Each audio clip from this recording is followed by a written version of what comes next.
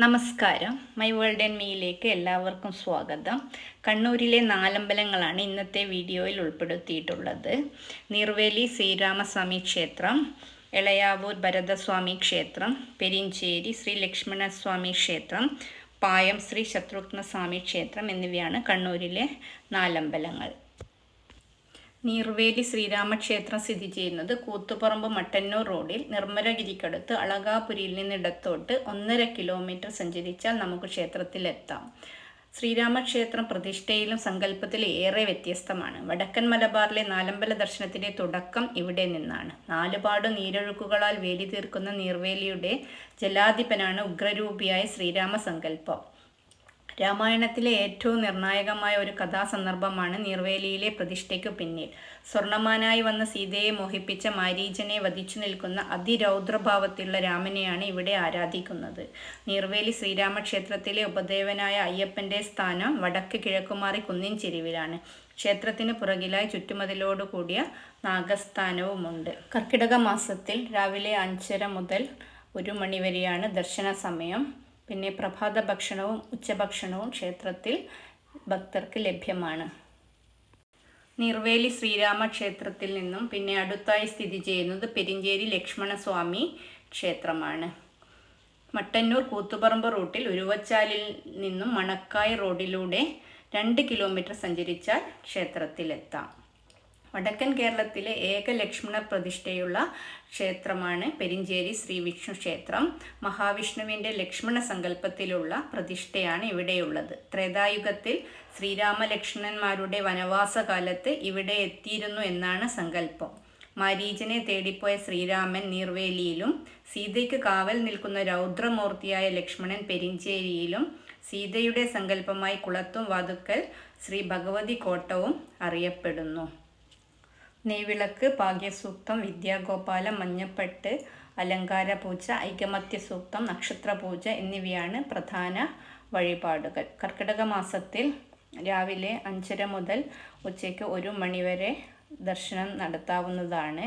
അതേപോലെ പ്രഭാത ഭക്ഷണവും ഉച്ചഭക്ഷണവും ഭക്തർക്കായിട്ട് ഇവിടെ ഒരുക്കിയിട്ടുണ്ട്. കർക്കിടക മാസത്തിൽ നാലമ്പല ദർശനത്തിനായി ഈ ക്ഷേത്രങ്ങളിൽ അഭൂതപൂർവമായ തിരക്കാണ് അനുഭവപ്പെട്ടുകൊണ്ടിരിക്കുന്നത്. പിന്നെ വടക്കേ മലബാറിൽ ലക്ഷ്മണ പ്രതിഷ്ഠയുള്ള മറ്റൊരു ക്ഷേത്രം വേറെ ഇല്ലെന്നാണ് പെരിഞ്ചേരി വിഷ്ണു ക്ഷേത്രത്തിൻ്റെ പ്രത്യേകത.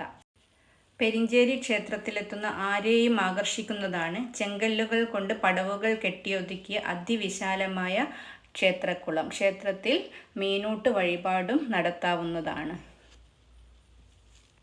വയലിൻ്റെ സമീപം 55 സെൻറ് സ്ഥലത്ത് സ്ഥിതി ചെയ്യുന്നതാണ് ഈ ക്ഷേത്രക്കുളം. സർക്കാർ ഹരിത കേരളം പദ്ധതിയിൽ ഉൾപ്പെടുത്തിയിട്ടുള്ളതാണ് ഈ ക്ഷേത്രക്കുളം. എളയാവൂർ ഭരതക്ഷേത്രം സ്ഥിതി ചെയ്യുന്നത് കണ്ണൂർ നഗരത്തിന് ഏതാനും കിലോമീറ്റർ മാത്രം അകലെയാണ്. അതായത് മട്ടന്നൂർ കണ്ണൂർ റോഡിൽ മുട്ടയാട്ട് ഇൻഡോർ സ്റ്റേഡിയം കഴിഞ്ഞ് ഇടത്തോട്ട് 1.5 കിലോമീറ്റർ സഞ്ചരിച്ചാൽ ഭരതക്ഷേത്രത്തിലെത്താം. വടക്കേ മലബാറിലെ അതിപ്രശസ്തമായ ഭരതക്ഷേത്രങ്ങളിലൊന്നാണ് എളയാവൂർ ഭരതക്ഷേത്രം. കേരളത്തിൽ വളരെ അപൂർവമായി മാത്രമേ ശ്രീരാമ സഹോദരനായ ഭരതപ്രതിഷ്ഠയുള്ള ക്ഷേത്രങ്ങളുള്ളൂ. പ്രധാന ദേവപ്രതിഷ്ഠയായ ഭരതന് പുറമെ ക്ഷേത്രത്തിൽ ഈശാനകോണിൽ ശ്രീകൃഷ്ണൻ്റെ ബാലരൂപമായ അമ്പാടിക്കണ്ണനും നാലമ്പലത്തിനുള്ളിൽ മഹാഗണപതിയും വായുകോണിൽ പെരുന്തൃക്കോലിപ്പനായ മഹാവിഷ്ണുവും ദേവീക്ഷേത്രത്തിന് പുറകിലായി നാഗരാജാവും പ്രതിഷ്ഠകളായുണ്ട്. ഇവിടെയും അന്നദാനവും ഉച്ചഭക്ഷണവും ഒരുക്കിയിട്ടുണ്ട്.